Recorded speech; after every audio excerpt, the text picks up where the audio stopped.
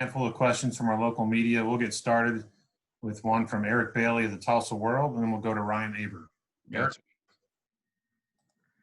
Hey, Jadon, I was just wondering if you were told before you got on campus that you'd only have 20 career catches late in your second year, would you have been shocked?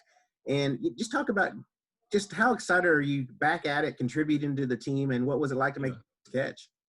I'm very excited to be back with my guys because, you know, when I did get injured, you know, I was always around. I'm bringing energy and also putting in the work to even bring myself back, and just looking at it, it get kind of emotional just thinking about it, actually, because like those times were tough, and being there for my team would that just make up for time lost. You know, like it make my mood way better just thinking about it, and being back is a great thing. Jadon, I appreciate it. Thanks. Yep. Okay, Ryan Aber, the Oklahoman, and then Joe Bettner. Yeah, Jadon, what was the toughest part of the injury in rehab?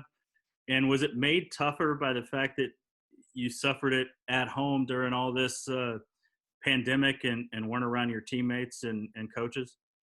It was definitely frustrating when it did happen, because it wasn't a football injury. Like, I didn't do anything football when I did hurt it. But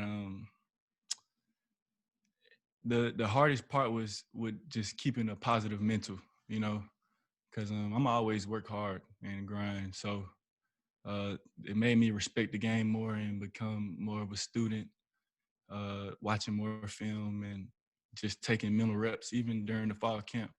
I work out through, like, I lift through most of it, run, and I'm watching team, and I'm sitting through all those meetings, just getting better mentally. Appreciate it, Jadon. Yep. Okay, Joe Bettner, Norman Transcript, and then Jason Kersey. Hey, Jadon, Spencer said after the game on Saturday he was mad he didn't get you the ball more. I'm curious, what's it like from a receiver to have that kind of trust in your quarterback that he, you know, wants to, you know, get the ball to you more? And I'm curious how you guys maintained a strong relationship, not being able to, you know, actually go out and catch passes from him over these, you know, past few months. I mean, I don't really know how to answer that, because without having trust in, like, your teammates, everything is just gonna go downhill. So, like, I was, you know, I'm an athlete, I'm a playmaker, so I was a little frustrated. But I know for sure Spence got me, because we do it every day in practice. When I was back, he was getting my feet wet. He was throwing me the ball. So it wasn't like a thing about being mad or anything, but like, when you want to make plays and contribute to your team, like, you're gonna feel a certain way. But at the same time, it's major trust around this organization and offense. Thanks, Jadon. Mm-hmm. Let's go to Jason Kersey with The Athletic, and then Kerry Murdoch.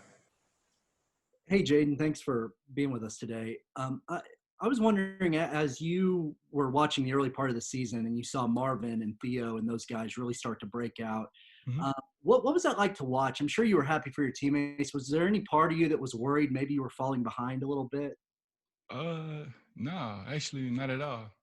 It was more excitement, like, wow, like, when I come back, it's gonna be like everybody's gonna be like eating, you know what I mean? I say, like, I genuinely love seeing my teammates win, like, and make plays.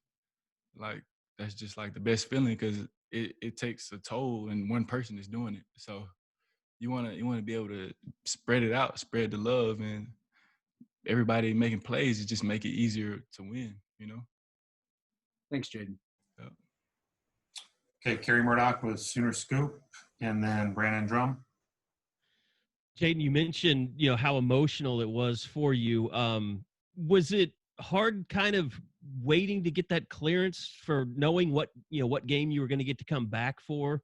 And yeah, was that, I mean, when you came back against Kansas, was that earlier than maybe you were thinking, or later? Was it just, can you talk about the timeline, kind of the emotions of going through that?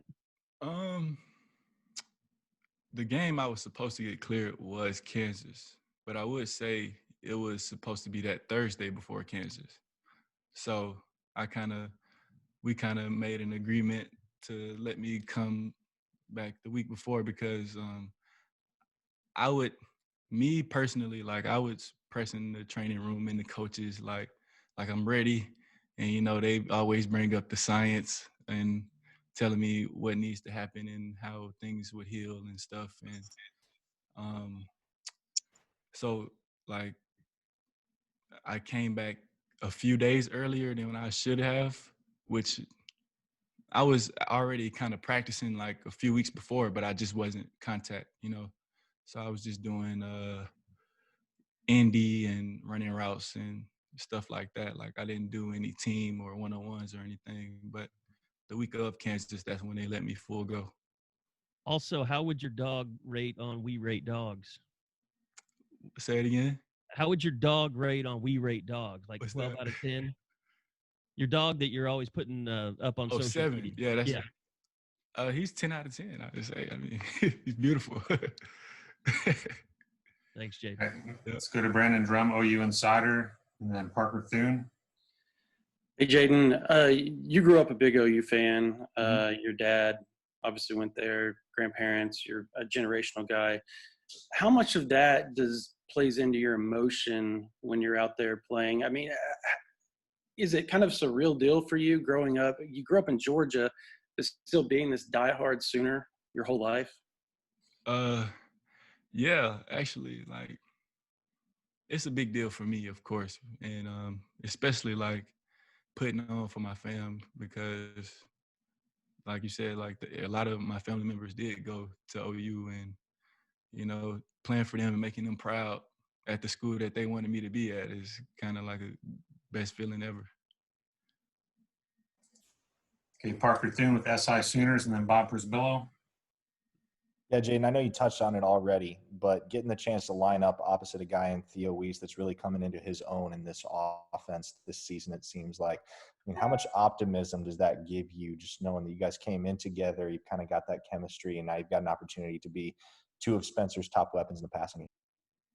Um, it's actually a big deal because, like I said earlier, like when you have multiple people making plays, it makes the program look good. It makes the university look good, and we all have that same goal. We all want to go first round to the next level. So it just help us push each other. Like everybody, the inside receivers push the outside receivers. We all push each other. And iron sharpens iron. Okay, let's go to Bob Prisbillo with Sooner Scoop.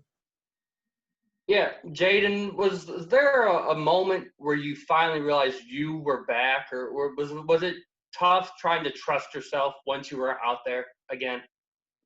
I would say since I got my knee brace and started running, I already had trust in my knee, and I feel like I always had trust in it after surgery because of the way I did hurt it. I didn't hurt it playing football, so when I came back and started, like my rehab started going higher and higher, um, I came full go. Like I didn't favor it, and me not favoring it made me know what I can do on it and what I can't do on it. So that kind of helped me a lot, and I have big trust. I have more trust in my knee than anything. Yeah. Okay, I've got another question from Brandon Drum. Mm-hmm. Yeah, Jayden, you're one of the guys that you've been in multiple rooms with Coach Simmons and Kel. Can you kind of talk about the differences between their two coaching styles and what makes them, I guess, a little bit more intriguing, I guess, is the one way I could say it? I say Gundy is more of he's super hands-on and he wants everything how he wants it. And, Simmons, they both are great coaches, Simmons is more laid back. He gonna teach you what to do, and he kind of wants you to be an athlete, And Gundy does too. They both want you to be athletes, but Gundy's more he's gonna coach you harder, And that kind of helped me even just learn the playbook, even more. You know, like me moving those two positions, I know what pretty much everybody has on the field, and that's another plus for me because maybe I could be used different in this offense. And Jadon, we've got one more from Dean Blevins with News 9. Yeah, Jadon, you were. I thought you were just terrific last year and coming on and ready to have a great season. I'm just wondering about how close you think you are to 100%, and if you've had some vert tests or 40 times, or can you give us a comparison there in terms of how close you think you are to your best? I don't have any statistics to give you, but I know I'm reaching my peak, and I don't know what my peak is, but I feel like there's always work to be done for sure, especially me still being developed as a young man at this university.